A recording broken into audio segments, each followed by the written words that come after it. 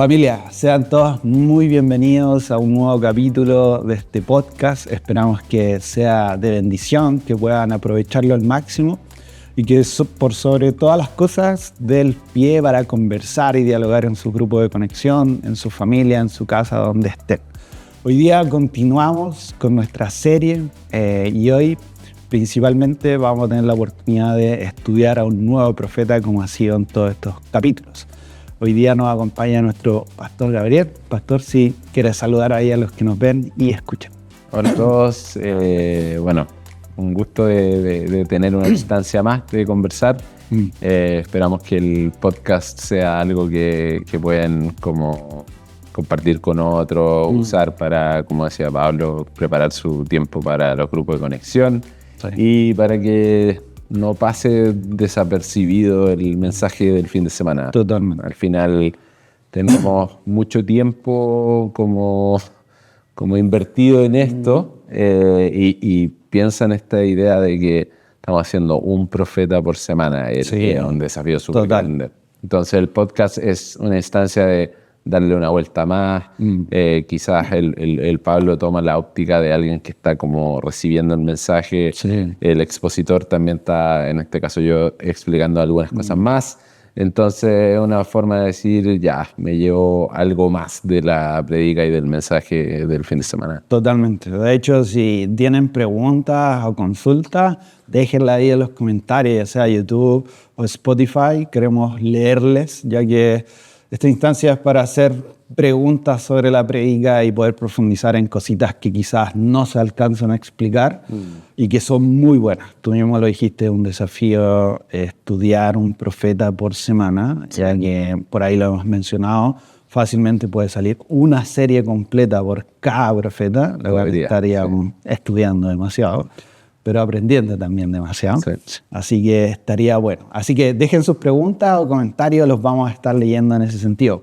Pastor, ya para abrir conversación, preguntas, intercambiar ideas, ¿cómo podría resumir su predica en un minuto a este gran profeta? Claro, Miqueas.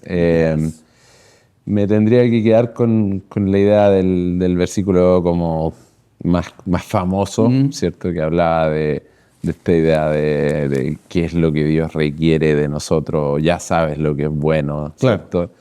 Que es como el tema de la justicia, la misericordia y la humildad, o caminar con humildad junto a tu Dios. Entonces, pienso que después de todo lo que hablamos, el gran punto era llegar y decir, mira, estas cosas son cosas cotidianas, o sea, la justicia, la misericordia, la humildad, son pasos de cada día y tienen que acompañar nuestro como caminar espiritual, nuestros quizás actos de devoción a Dios también deben ser del día a día. O sea, lo que no necesitamos es decir, yo vivo como yo quiero, yo, no sé, gano plata de la forma que me parece, que no es justo quizás, no muestro misericordia, soy soberbio, no soy humilde y sin embargo aparezco y doy un gran sacrificio a Dios y por lo tanto vamos por otra semana de lo mismo.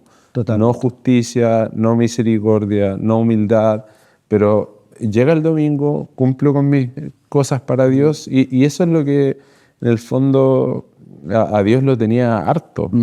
Eso estuvo buenísimo. Yo, cuando mencionaste el ejemplo, burdamente hablando, es como me porto mal toda la semana, vivo en la injusticia, pero llego el domingo y doy mi diezmo y digo, aquí estoy listo y tengo una semana nueva para hacer injusticias. Claro, un diezmo que quizás no me costó nada porque son ganancias malavidas, ¿cierto? Porque no me interesó nada el cómo adquirirlo, ¿cierto? Entonces, sí, o sea... Ahí hubo algo muy potente, quizás aquí nos vamos a saltar al final de la prédica, pero era muy interesante de que qué importante es recalcar que lo que más le importaba a Dios era el momento cotidiano, como el día a día. Sí.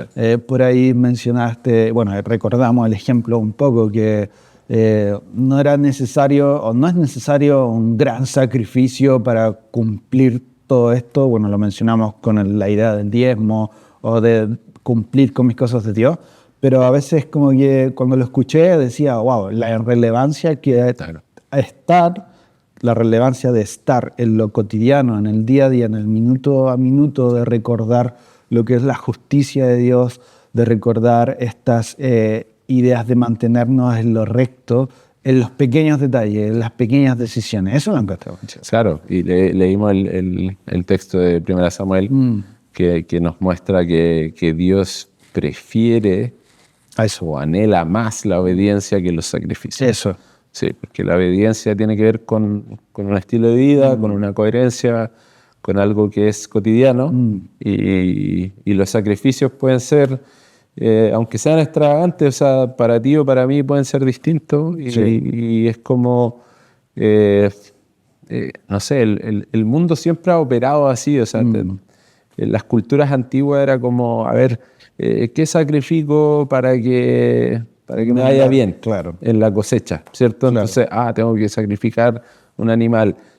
Y no ha llovido, tengo que sacrificar otra cosa. Y no, todavía no está, parece que Dios está enojado, y llegaban al punto de sacrificar hasta sus hijos. Entonces, ese concepto que para nosotros es súper extraño, era cotidiano o medio común en culturas tan como antiguas. Entonces, es como la esencia de ese como pecado, llamémoslo así, se mantiene, que es como la idea de como voy a ir a la iglesia para que me vaya bien. Eso. Es como voy a ir a...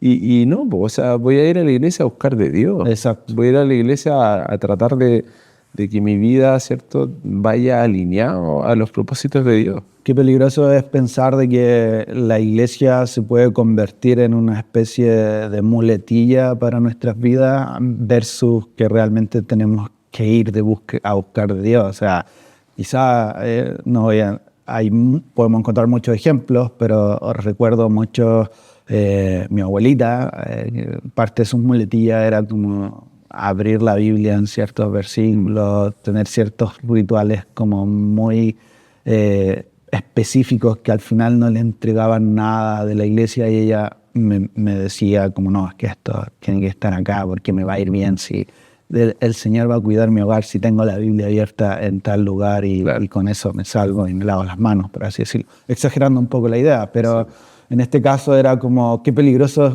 convertir la iglesia en una muletilla o en un amuleto para nuestro beneficio. Sí, bueno, al final ese es como el punto que nosotros tenemos que como discernir. Y de hecho, ojalá vengamos a la iglesia cuando estamos bien y cuando estamos mal. Claro. ¿Entendí? Porque a veces como, me empieza a ir mal, no voy más, si yo estaba yendo, ¿y por qué Dios no bendijo? Claro. Yo estaba yendo, ¿cierto? Entonces pensamos como que cualquier momento de bajón es un sinónimo de que Dios ya no está con nosotros. Claro.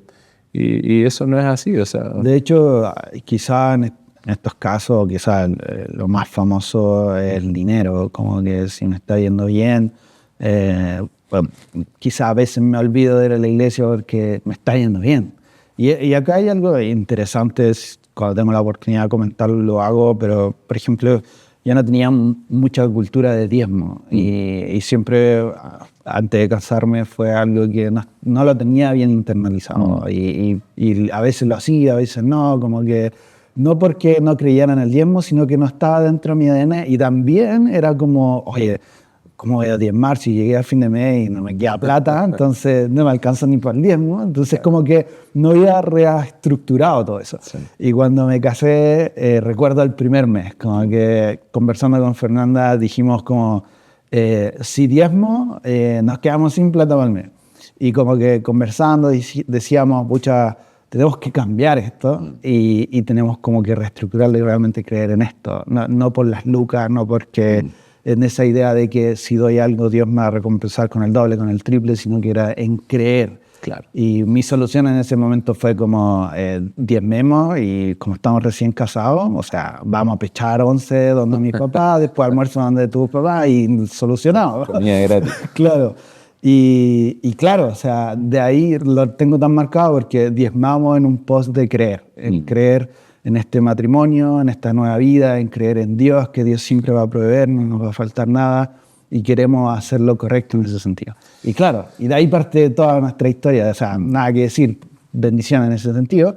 Y ahí vuelvo, ahora que llevamos años casados, he tenido momentos donde digo, wow, mis finanzas no son ejemplos, Claro. pero ahí estoy con mi diezmo, en el sentido de que ahí estoy por creerle a Dios, no por las lucas, sino porque creo. Claro, es una postura del corazón y Claro. igual aprovecho de agradecer a los que creen en eso Claro. y que son parte de que la iglesia pueda hacer las cosas que hacemos. A mí me encanta y sobre todo que familias jóvenes puedan creer en esto porque es cada vez más difícil, está todo más caro, entonces la tentación rápido es decir, ¿sabes qué? No, ya no es el 10, Sí. ahora es el 5 o el Sí, 1 el 1. o el 0.1, ¿cachai? Entonces, aprovecho la instancia, no para decir gracias a toda la iglesia por ser generosa, no, así puntual, gracias a los que diezman, porque nos ayudan a llevar adelante el ministerio y eso es algo muy lindo. O sea, vengo llegando de haber estado en Kurdistán y ver en primera persona lo que la iglesia está apoyando, porque sería un poco Barça decir que nosotros lo estamos haciendo porque en realidad estamos apoyando con poco. Pero, o sea, se me abrieron como mucho los ojos de lo que podemos hacer y cómo nos podemos sumar. Pero ya lo que hacen es impresionante. Temas de personas refugiadas de otros países y también dentro del mismo país, temas de ayudas médicas, Claro. dentales, centros comunitarios, Es potente. música, inglés, no sé, o sea, la cantidad de formas que se está bendiciendo a una zona que igual la está pasando mal. Claro. Es muy lindo. Entonces, es lindo ver y bueno, hoy día mismo tenemos 20 de nuestra iglesia que no están acá, que están en Perú. También apoyamos en eso. Entonces, como lindo en este sentido de decir, si lo hacemos, esto de dar y de diezmar y de al principio del mes decir, Señor, esto te pertenece, es porque creemos en la obra de la iglesia, la visión que tenemos y bueno, localmente queremos hacer también mucho más. Así que yo aprovecho de invitar y decir, es algo cotidiano, es una decisión que se toma cada vez que te llega tu cheque. Y no es fácil, que llegue la transferencia. Pero sí, bueno, creo que daría para otros podcasts. Economía cristiana, creo que sería interesante compartir ahí algunas cosas, algunos tips. No mío, porque soy re malo, pero sería interesante. Y bueno, tomándome de eso, que era el punto que quería llegar, dentro del profeta, dentro de sus características, creo que con la que más me destacó o me llamó la atención fue su relevancia con impartir la justicia, las cosas rectas y correctas. Y dentro de ello se tocó un punto, o sea, se tomaba un punto de los ídolos, de cómo el profeta enfrentaba todo este tema de los ídolos en esa instancia, en ese momento como histórico.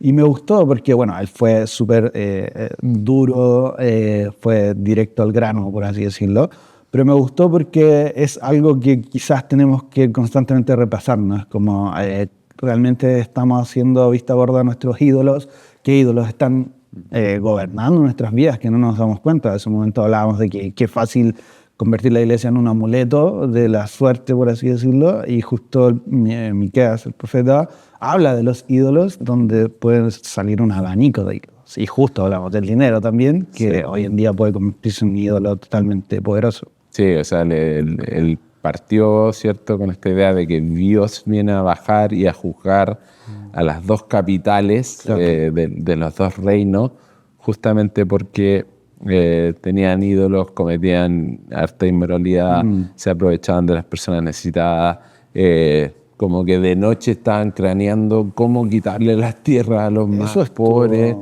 Es muy heavy y me pasó con este profeta como que llegué a este entendimiento de como, mira, aquí no es como que, se me salió un garabato, cometí un error y tuve una actitud mala, ¿cierto? Acá esto es una rebelión en contra de los principios que Dios le había entregado a su pueblo. Y ellos esos principios los conocían bien. Como por ejemplo, que la tierra era de Dios y Él se las prestó a ellos. ¿Cachai? Ese punto es súper lindo. La tierra era de Dios, de Yahweh, y Él se las prestó. Entonces, ¿por qué se la estaban robando entre ellos? Claro. ¿Cachai, no? Entonces es como, aquí no era como cometimos algunos errores y ¿sabéis qué? Hicimos algunas cosas que no debíamos haber hecho. La razón que Dios desciende como desde su lugar santo para juzgar y al final juzga muchas veces a través de otras naciones, que es uno de los temas más difíciles, ¿cierto? Claro. Que Dios permite otra invasión o algo, pero bueno, lo más interesante justamente en esta idea es como que para Dios ya era como basta, o sea, estás en una rebelión, Claro. estás haciendo lo opuesto de lo que te enseñé. Claro. Yo te saqué de Egipto, y siempre reiteran las mismas cosas. Sí. Tú eras un esclavo, a ti te estaban como sacando el jugo, exprimiendo, a ti no te pagaban, a ti te hacían daño y ahora tú estás haciendo lo mismo. Claro. ¿Cachai? Entonces el mensaje era fuerte, Sí. de decir como que estoy harto. Ahora, venía la otra parte, que a veces quizás pensamos que el profeta como que pegaba el palo y se iba. Eso estuvo buenísimo. Sí. Y de hecho iba a lanzar eso, que era... quería tomarme un poco, porque me sorprendió un poco el carácter que pudimos rescatar un poquito de este libro, de este profeta. Sé que se mencionó ahí en la predica que es un texto que toma fragmentos de otros lados, por así decirlo. Como un compilado. Compilado, esa es la de palabra. 70 años de ministerio, según los textos que yo leí. Entonces era harta información, pero se lograba un poco tomar, o sea, yo logré tomar un poco la personalidad del profeta, me llamó la atención, es una práctica que he tratado de hacer con cada profeta. Y mencionamos al principio, era alguien que llevaba la justicia por sobre todas las cosas, por delante, iba recto con todo, y ahora venía a este punto, de que era alguien que decía, o sea, trataba de transmitir que no solo es la palabra, no es solo, quizás lo conversamos entre líneas delante, no es solo predicar, sino que hay algo mucho más profundo, claro. Es algo mucho más de inversión en ese momento, sí. Que no es solo arrojar las palabras y listo. No, había una angustia. Claro, había algo emocional. Sí, porque al profeta le tocaba ser la voz de Dios, claro. Pero no estaba ajeno a la tristeza de lo que le iba a pasar al pueblo. Exacto. Está tratando de comunicar de una forma como tan potente, claro. Que la gente llegue y diga, en realidad estamos mal, estamos súper lejos de lo que Dios quería de nosotros, por lo tanto nos vamos a arrepentir y quizás Dios cambie de parecer. Claro, ahí bueno, sumando solamente, David tenía anotado dentro de los apuntes, era el rol profético no era solo darle al clavo, sino demostrar lo afligido que puede estar en ese momento, claro. o transmitir con... no sé cómo explicarlo. Es que estaba afligido Dios, sí. Y estaba afligido el profeta, y los dos estaban tratando de dar a entender esta realidad. Claro, y eso me marcó mucho en el sentido de que a veces en conversaciones o cuando estamos hablando de Dios o cuando realmente queremos dar una opinión que quiere trascender un poco más allá. Quizá en otros podcasts lo comentábamos de cómo cambiar socialmente, cómo ser influencia y todo este tema. Y acá veo de parte del profeta que él, me lo imagino, aquí voy a parafrasear, él estaba opinando, él estaba transmitiendo este mensaje verbalmente, pero también había en su interior un sentimiento, una pasión que lograba transmitir mucho más que las palabras. Sí, sí. Y eso lo encontré brutal. Casi todos los profetas pasan por como estos altos y bajos emocionales porque su tarea era muy, muy desgastadora, claro. Muy difícil. Y además, generalmente se encontraban con opositores porque decían, oye, acá es la ciudad santa, esto es Jerusalén, nosotros caminamos con Dios, Dios el recto, ¿cierto? El justo está con nosotros. Claro. Y los profetas estaban diciendo, no, lo que pasa es que Dios se hartó de ustedes. Pero ellos no están ni ahí con recibir ese mensaje, Claro. porque les parecía una locura que Jerusalén pudiera caer. Sí. Les parecía una locura porque nosotros somos el pueblo elegido de Dios, pero ese es el punto. La razón que Dios tiene el juicio para con ellos es porque ya estaban en una rebeldía absoluta en contra de los principios de Dios. Entonces ellos pensaban que Dios estaba con ellos, pero Dios ya no estaba con ellos. Y ahí va otro punto muy potente, quizás no lo vamos a alcanzar a tocar, pero me quedo mucho con la pasión que tenía en ese instante y quería destacar solo este punto de que me pasa a veces, y lo digo en mi persona propia, sin meter a nadie en el saco obviamente, de que a veces hablar de Dios, como que uno está hablando de Dios y como que fuera un tema más, como que fuera algo, casi un... Como el clima, el fútbol y Dios. Claro, casi un tema más dentro de los millones de temas que hay en el mundo.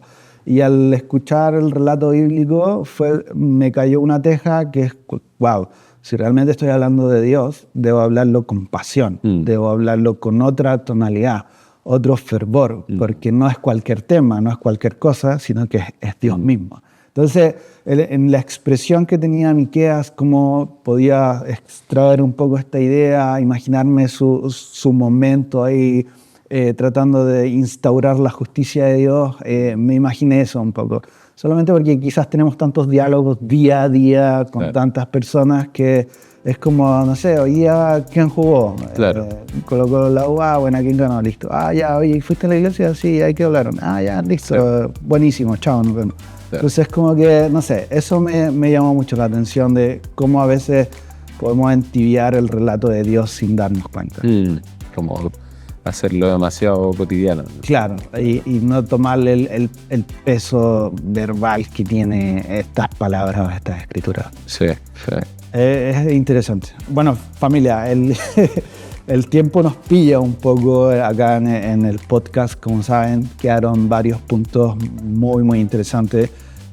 Los invitamos un montón a que puedan revisar la prédica, la transmisión en YouTube. Solo quería resumir un poco. Mencionaste los puntos primordiales dentro de la prédica que querías destacar un poco, que era el juicio contra Dámaris y Jerusalén, una invitación a lo que es bueno, justicia, misericordia y humildad, y entender mejor el carácter de nuestro Dios a través de este gran estudio o puntos principales del profeta. Sí, y bueno, claro, el juicio, Samaria, Jerusalén, las dos capitales, un poco distinto en algún sentido que los otros, pero después esta idea para cerrar del carácter de Dios es súper interesante porque el nombre de Miqueas es como ¿quién como Yahweh? ¿Quién como nuestro Dios? Entonces es como que el libro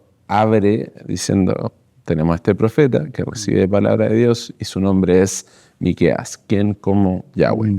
Y en los versículos del final, ¿cierto? Él cierra diciendo como porque tú, ¿quién es como Dios que perdona los pecados, que pasa por alto las ofensas? Entonces como ¿quién como Yahweh?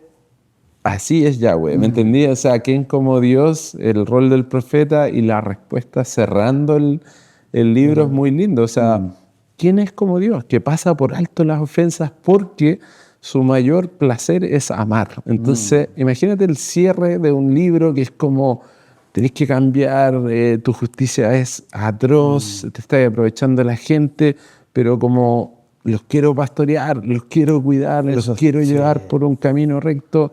No alcanzamos a hablar del capítulo 4, que era esta visión del monte de Sión restaurado, donde reinaba Jesús y donde las armas se transformaban en herramientas como de jardinería. Eso estuvo buenísimo. Porque con Jesús reinando ya no van a haber conflictos bélicos, ¿cachai? No va a haber guerra. Entonces hay tantas cosas lindas, pero claro, hacia el final estaba esta idea ¿Quién como Dios? ¿Quién como Yahweh que quiere restaurar todo, que quiere devolver todo a su origen, ¿cierto? Que quiere perdonar, que quiere amar. Me quedo mucho con la frase, o sea, con el comentario de Señor, o esta oración como Señor, vuelve a pastorearme, quiero volver a eso. Me llegó mucho esa frase, muy linda, en todo este proceso final de... Y creo que todas las, como bueno, capítulos 6 y 7 son muy power para decir eso, como Señor, así como quiero ser más justo, quiero amar la misericordia, quiero caminar en humildad contigo. Caminar en humildad es someterme a lo que Dios quiere, someterme a su palabra, ¿cierto? Claro. La palabra de Dios es la que guía nuestra vida. Eso requiere una postura de humildad, porque hoy día voy a elegir algunas partes nomás. ¿Cachai? Eso, bueno, no voy a tocar otro punto más, pero hubo algo muy interesante ahí. Bueno, familia, terminando el podcast, gracias por acompañarnos, por estar con nosotros. Ahí escriban si tienen preguntas que nacieron en la prédica y quisieran ahí indagar más, déjennos sus comentarios. Pastor, sí, ahí para cerrar, despedirnos, palabra a los que nos escuchan bien. Bueno, estamos en la mitad de la serie. La mitad, así wow. Nos quedan todavía 6 profetas más. Traten de hacer la tarea de leer o escuchar el libro completo. No son tan largos, en realidad son 15 minutitos, de repente menos.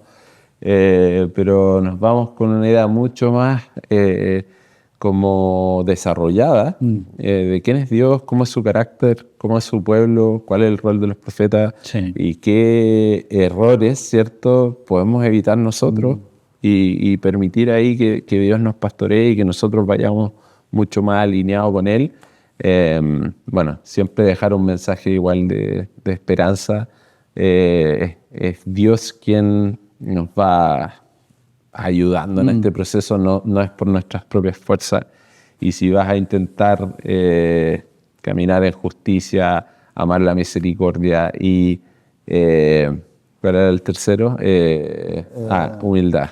Caminar en humildad con Dios, que sea una respuesta a lo que sientes de parte de Dios y no como una obligación. Sí. Buenísimo. Eso, familia, cuídense mucho y bueno, nos estamos viendo en el siguiente podcast.